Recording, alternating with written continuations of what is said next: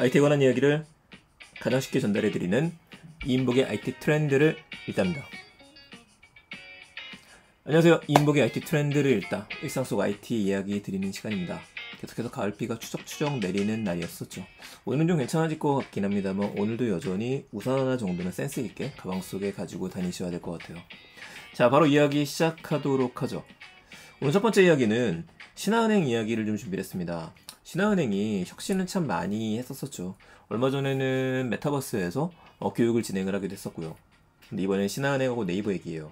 이 둘이 협업한 지는 오래됐었고, 네이버는 B2B의 축으로다가 클로버라고 하는 서비스, 인공지능에 기반의 서비스를 굉장히 많이 확장하는 상태였었습니다. 이 둘이 협업을 한 게 이제 1년이 조금 넘게 됐습니다. 저도 놓치고 있었었는데 아마 이 코로나 때문에 시국이 더 빨라서 그런 것 같아요. 시간이 빨리 가네요. 네이버 클로버 엔진을 활용을 해서 인공지능 상담사 솔리를 구축했던 거고요. 그 진행 결과가 나오게 된 겁니다.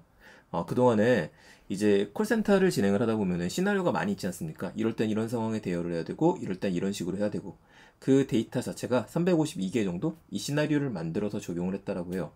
그래서 지금도 그렇지만 앞으로는 더 하루 평균 콜이 들어오는 게 4에서 8만 개, 좀 차이가 많이 나는데요. 8만 개 정도 들어오게 되는데 이 중에 50%는 인공지능 솔리가 담당하게 될 거라고 합니다. 고객 입장에서의 장점도 나왔어요. 고객이 콜센터에 전화했었을 때 제일 장점으로 삼을 수 있는 건 빠른 연결이죠. 빠른 연결이 됩니다. 평균 대기 시간이 27초 정도 되는데 이걸 6초로 줄인다라고 하네요. 엄청 빨라진 거예요. 아직 혼자 고객의 요청을 100% 처리하지는 못합니다. 25% 정도만 가능한 상황이라고 하니까 우리가 전화를 걸게 되면 고객하고 먼저 대화를 하고 난 다음에 상담할 수 있는 전문 상담가하고 연결시켜 줄 수 있는 중간자 역할을 맡게 된다. 이렇게 보시면 될 것 같아요. 향후에는 이 콜센터를 인공지능 컨택트 센터로 바꾸게 될 거고요. 인공지능 챗봇과 인공지능 콜 그리고 전문 상담사 이 셋이 함께 업무를 수행하는 방법으로 바뀌어 나갈 것을 이야기를 했어요. 이게 언젠가는 올 미래의 모습이었었죠. 저도 몇 년 전부터는 인공지능 이야기하면서 챗봇 이야기하면서 사실 뭐 챗봇 서비스가 아주 좋진 않지만 콜센터의 변화를 이야기를 하면서 관련된 분들하고 많이 만나 뵀었었는데 그럴 때마다 제일 두려워하시는 것 중에 하나는 이제 인건비 절감에 대한 이야기입니다. 신한에서 먼저 좀 시작하는 만큼 인건비 절감보다도 제가 항상 주장하는 것 중에 하나는 사람을 효율적으로 쓸 수 있는 방법이에요. 그 부담스러운 것들, 자꾸 전화 와서 간단한 것들을 물어보는 것들, 이것만 인공지능이 대응을 해주더라도 시간이 좀 남게 되겠죠?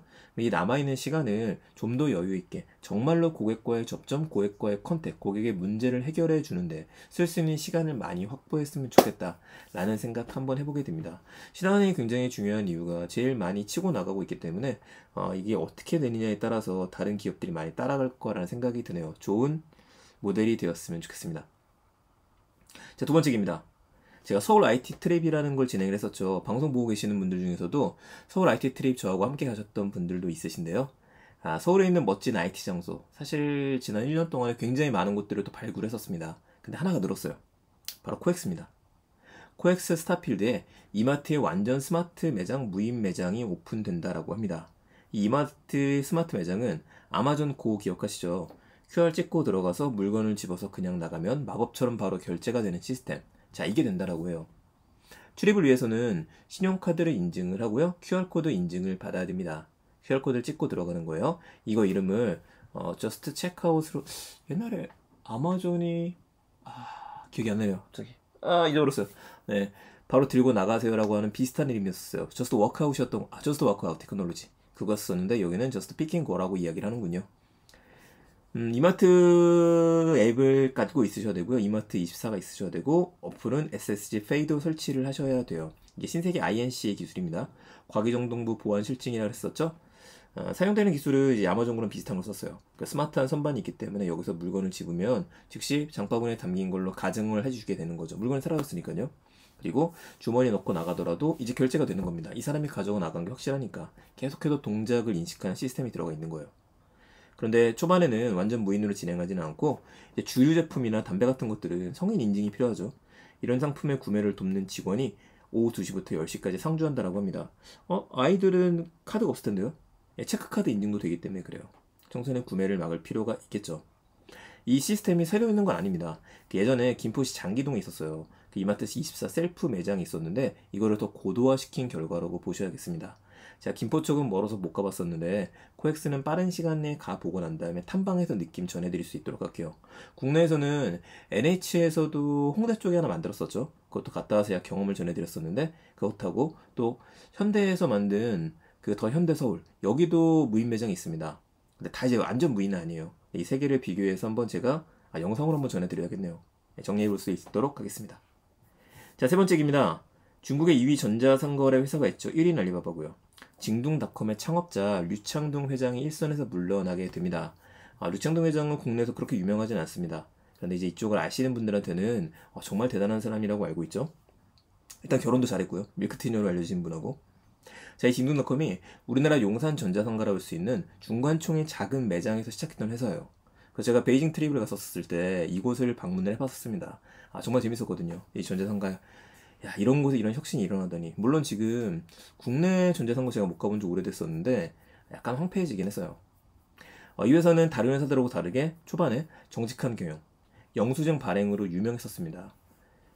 유 회장이 경영에서 물러나게 됐는데 회장하고 CEO는 유지를 해요. 그리고 징둥유통의 현재 CEO인 슈레이가 징둥닷컴의 사장 자리에 올라서 경영을 이어가게 된다고 합니다. 이것 때문에 사장 자리를 새로 만들었다 그래요. 그래서 제가 원래 내용을 정리했었던 거는 이렇게 물러나게 됐구나. 앞으로 좀 뭐를 할까 이걸 이야기 드리려고 했었었는데 알리바바 마윈의 행보하고는 좀 다른 거죠. 사장 자리를 새로 만들었고 이거를 경영을 하는데 본인은 회장하고 CEO를 유지를 합니다. 약간 눈 가리고 암호하는 것 같아요. 그렇다 보니까 이 이슈들에 대해서 어떤 말들이 나왔냐면 중국 정부가 중국의 1세대 IT 기업들을 단속에 들어갔다. 이게 빅테크 규제 때문이다. 그래서 은퇴하는 거다. 라는 이야기가 나왔었는데 그것보다도요. 류창동 회장이 2018년에 성폭 개념이란 받았었잖아요. 이게 불기소 처분을 받긴 했지만 그 후에도 경영을 계속하고 있었는데 일선에 앞에 나가서 추진력을 발휘하지 못했던 겁니다. 근데 이 부분은 너무 길어졌으니까 이제 사장한테 넘기게 되는 것들이고 본인은 뒤에서 현명한 전략적인 판단을 하는데 힘을 쓰지 않을까? 이 생각 한번 해보게 됩니다. 그러니까 두 가지 생각해야겠죠. 하나는 완전히 물러나는 거 아니다. 두 번째는 1세대라고 할 수 있었던 정말 빅테크 기업들 BAT라고 얘기했었죠. 바이두, 알리바바, 텐센트 그리고 징둥닷컴이 있었던 거였었는데 이런 회사들도 이제 황혼으로 접어들게 되는구나 라는 생각을 하게 되면은 약간 쓸쓸해지기도 합니다. 네, IT에 대한 이야기들 오늘 세 가지 전해드렸습니다.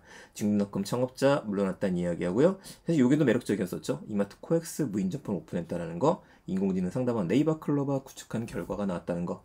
세 가지 기억해 주시고요. 저는 내일 또 더 재밌는 이야기들 가지고 찾아뵙겠습니다. 제가 요즘 일정들이 좀 많다 보니까 목소리가 살짝 잠겨 있는데 양해 부탁드리겠습니다. 곧 괜찮은 목소리로 다시 찾아뵙도록 할게요. 내용 괜찮으셨으면 좋아요하고 주변에 공유 많이 부탁드리겠습니다. 감사합니다. 내일 뵙겠습니다. 좋은 하루 되세요.